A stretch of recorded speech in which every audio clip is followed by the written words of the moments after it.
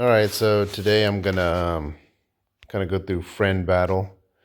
Something that I like to do, a tip, trick. I know a lot of people probably do it because I see their lineups kind of change.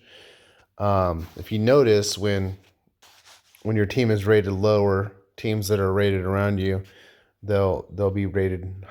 You'll get more stars for them. So I recommend doing this during times where you have, you're trying to get through these stars, and not at times when you're just doing the forget what it is, the coins, the friendship points, not for those ones.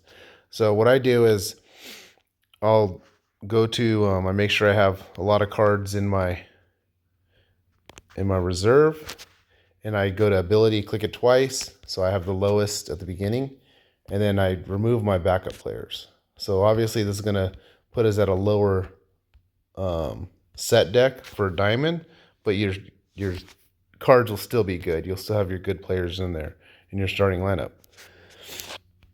So then I go to the pitchers, and you're only going to use your first pitcher. So I remove all the starters, and then I leave my first middle reliever and my closing pitcher as diamonds, and then I replace the rest of them with these lower rated cards. All right, save changes. And I'd like to go through these quick, get through it. So this used to be, I think, about 7 points or 7 stars for this 92.5. Now it's 20. So this is a team that I should be able to beat with my starting lineup. Every so often they'll beat you. But if I beat them, I get 20 points instead of getting 7. So it's just less turns you have to take to get those stars completed. I don't recommend doing this late on Sundays, because Sundays you have this is your friend battle and your rank battle. It goes for that lineup and your clutch lineup. So if you change your lineup during those times and you put the weaker players in, if somebody's playing you in ranked battle, they might face your, that normal pitcher you have, and then also your relievers and stuff. So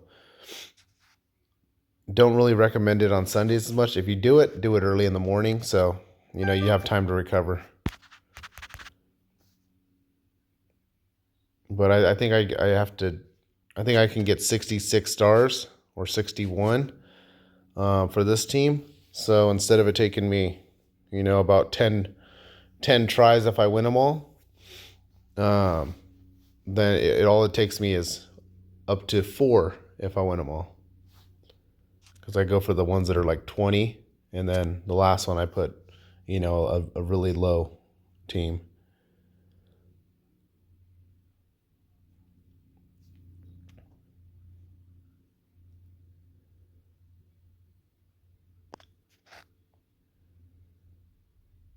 All right. So I think I have 2 victories, so I should be all right. 21 stars left. So I'm gonna go to this 90. And you could even make it the team lower if you wanted. Like go for 215 ranked teams, or a 15 and a 6 at this point.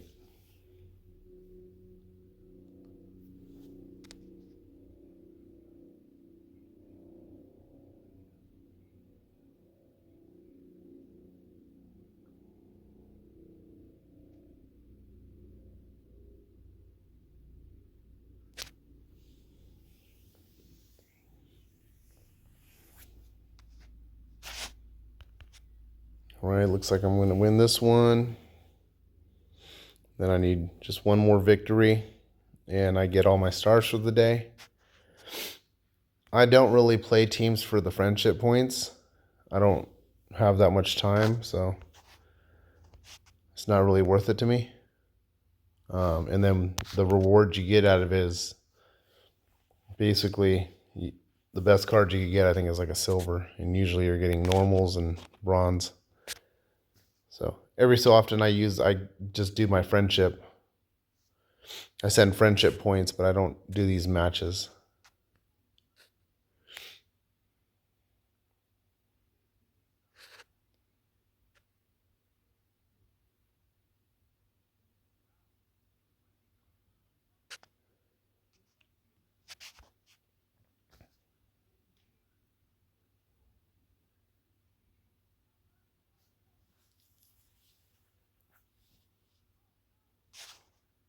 All right, come on, let's finish this.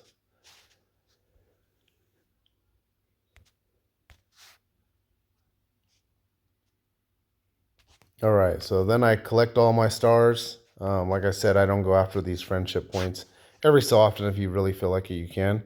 But you can have any lineup and they're the same rate. So now what I do is I go into my lineup, load the league lineup, and there we go. Everybody's back to normal. Obviously, you can have different lineups.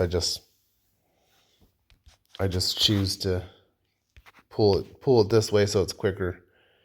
Trying to go for all Astro set deck. On this one, still need some players. That's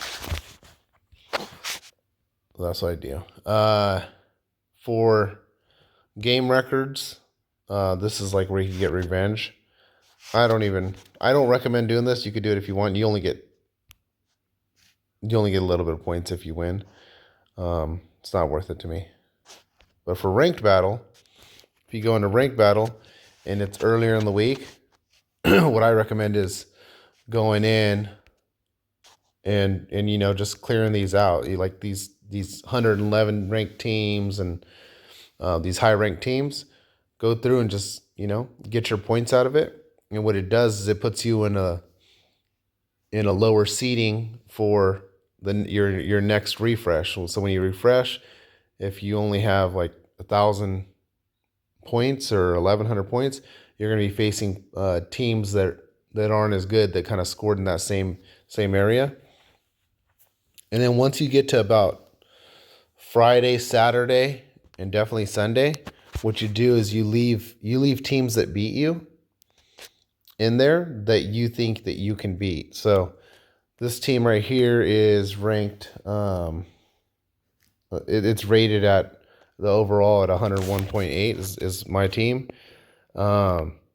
If you go in here and you see teams that are like 98s, like this team, they're most likely going to beat me, but I have a chance to get them.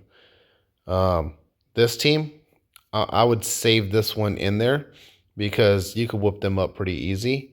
If it's earlier in the week, like today is Tuesday, I'll probably just play them. So this team, I wouldn't even attempt to play them if it was on the weekend,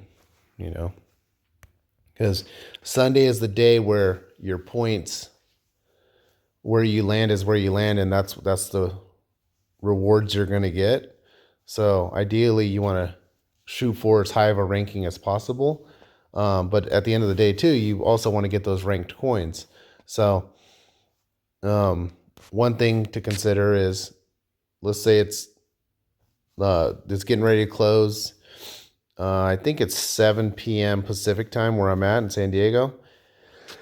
So before that happens, if I'm at like 1,250, I'm gonna go and I'll play some of the teams that might be rated a little higher than me.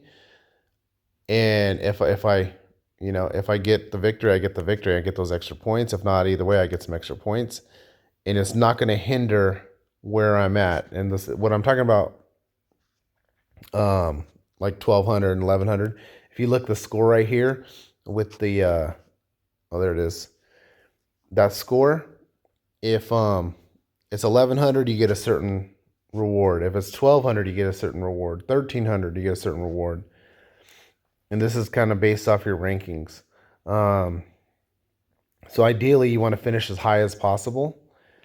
But if you finish at 1144 as opposed to 1101, it's the same reward. So what I'm saying is you have a little wiggle room if you want to just get a few extra little points. So So I'll do that. I just want to show that real quick. You go to your match record, do those, save the low hanging fruit for the weekend, specifically Sunday. After I do my last refresh and I go through the matches, that's when I go and I look for the lower teams that might have beat me when I had my poorer lineup in doing friend modes and stuff like that. Or if sometimes people just get lucky, just like in real baseball, sometimes you end up getting beat by a team that you're better than, or your team is better than. And sometimes you beat teams that are better than you. All right, so this is the rank shop. Highly recommend going in here and getting, your minor grade increase tickets, intermediate grade increase tickets towards the beginning. As time goes on, you're not even going to really use those very often, so I don't recommend getting them. Skill change tickets are always good, but what I do is I've been focusing my energy and money on acquiring these trainings, and I'm trying to get to everybody to level 10. I just finished it with my Padres team. I got all level 10s. So that's what I do is I get up to a certain amount, and then I start going for ones that I like the most. Like pitcher muscle training was a good one. Batter muscle training helps your pitchers and your batters hit home runs, or batters hit home runs, pitchers strike people out, little velocity on their balls. Throwing drills, they increases the fielder's arm strength. So, sometimes people will throw a fast runner out. That's the thing. The fungo training, field covers, they're all pretty good. So now I'm working on, base stealing. I barely ever see base stealing in ranked and friendship. Strategy execution, this is kind of like, all right, well, got a runner on third, less than 2 outs.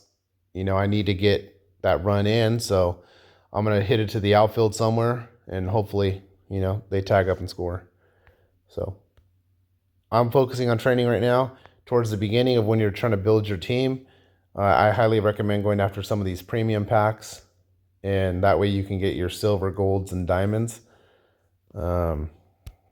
And I think that works out well for you. So depending on where you're at is what you're going to start getting. First, you want to start building your team, trying to get those higher rated players. Then as you go on, you're going to start focusing on building players for the team you're on. So this is the Astros. So I want the Altuves and the Bregmans and the Tuckers, the Verlanders, all those guys. And on my Padre team, I want all the, good Padres and former good Padres. But yeah, so now I'm focusing on those guys and team signatures now. So as you evolve in the game, there's different things you can try to collect. But that's what I have for friendship and rank today. Those are just some tips and tricks. Another thing is on Sunday when you're, your last matches and stuff, feel free to equip your team so that you're a little bit stronger too.